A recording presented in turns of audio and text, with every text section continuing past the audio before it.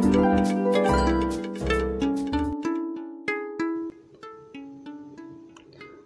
teman-teman Laksmi, apa kabar?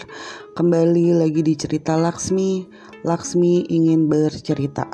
Nah, edisi kali ini tuh kemarin berdasarkan pertanyaan yang gue buka di Instagram, mau dibahasin soal apa.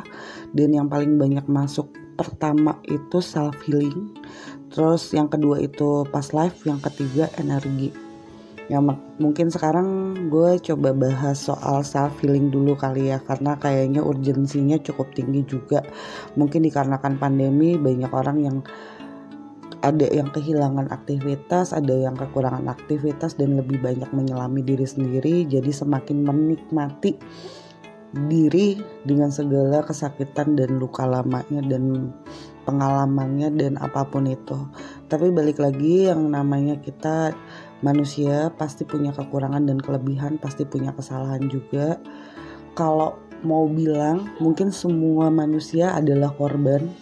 Entah itu korban bully, korban caci maki, korban kekerasan, korban penipuan, apapun itu. Tapi bisa jadi kita pun pernah berbuat salah. Yang perlu aku note gitu. Bukan berarti gue bahas self healing di sini, bukan berarti juga gue nggak pernah bikin salah.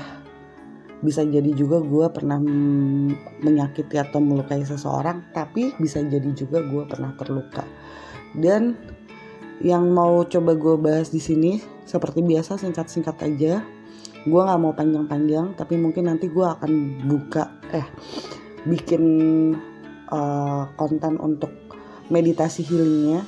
Tapi sekarang gue coba bahas kupas secara sederhana tentang arti self healing itu sendiri gitu. Jadi menurut gue self healing adalah sebuah proses dan perjalanan yang dilakukan oleh diri sendiri untuk menyembuhkan luka yang dialami oleh diri sendiri, dan proses memiliki tanggung jawab penuh atas diri sendiri, atas segala apapun yang terjadi pada diri sendiri dengan segala kelengkapannya, termasuk proses bertanggung jawab atas kesehatan kita.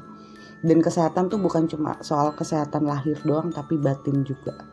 Dan semuanya pasti butuh proses. Apalagi kalau misalnya kita memang umur semakin bertambah, biasanya perjalanan juga kan semakin nambah tuh, semakin banyak cerita juga kan. Tapi balik lagi, tidak ada yang instan gitu. Nah, gue coba rangkum biasanya apa aja sih yang gue lakuin untuk yang gue lakuin untuk menstabilkan diri gue sendiri, untuk terbebas dari luka-luka yang pernah gue alamin. Yang jelas sih sekarang gue rutin latihan meditasi hadir penuh dalam kesadaran utuh,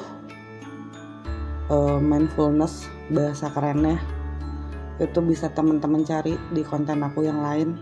Aku sudah pernah bikin latihan itu sehari minimal 5-10 menit. Luangkan waktu buat teman-teman sendiri untuk meditasi hadir utuh dalam kesadaran penuh, biar lebih rileks dan lebih gak capek dan mengurangi overthinking.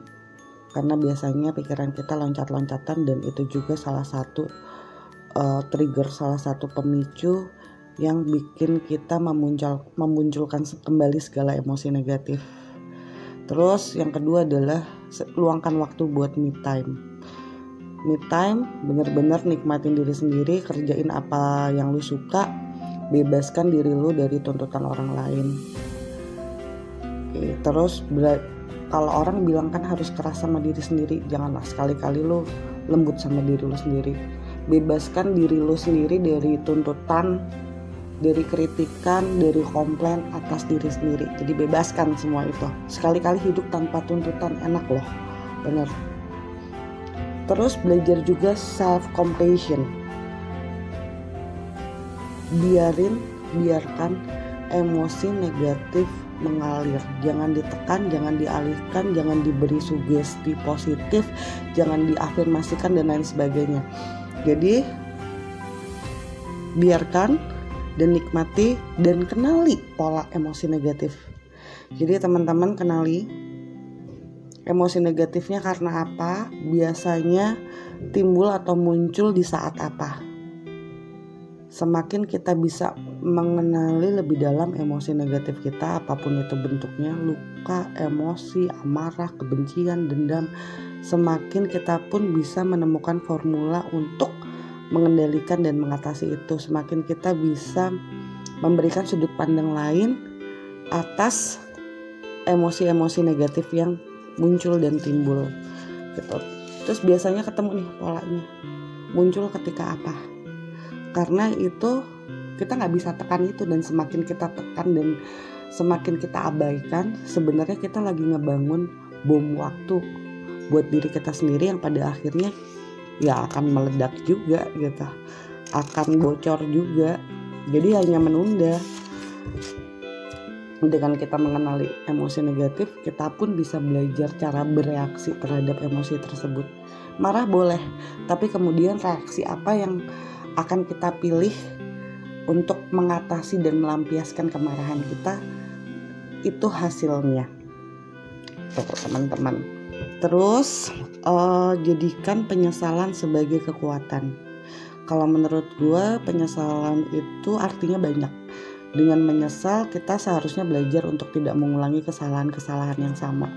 Dengan menyesal, seharusnya kita banyak belajar. Termasuk misalnya kita ditipu orang nih, kita nyesel, kenapa sih kita percaya sama orang itu?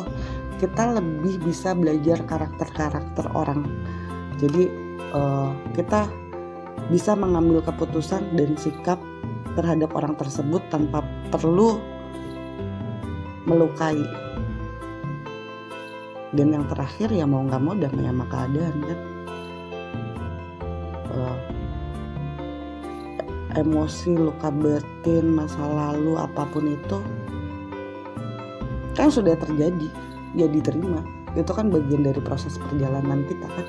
Kita ada di titik ini, kita sampai di sini kan mungkin karena memang kita ditakdirkan untuk menikmati yang sudah berlalu. Tapi untuk kedepannya bagaimana, kita bisa pelajari dari pola yang sudah lewat dan tempatkan masa lalu pada tempatnya. Caranya gimana? Meditasi mindfulness. Jadi ketika masa lalu sudah terlalu mengendalikan kita, kembali ke hari ini, belajar lagi, hadir penuh, hadir utuh.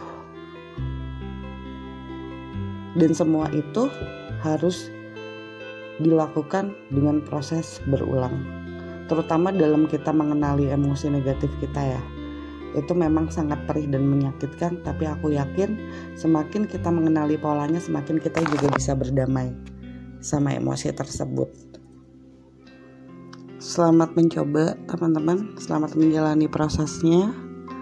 Sekian dari Laksmi, semoga cerita singkat ini bermanfaat dan sampai bertemu di cerita Laksmi berikutnya. Bye bye. Selamat menjelang akhir tahun teman-teman.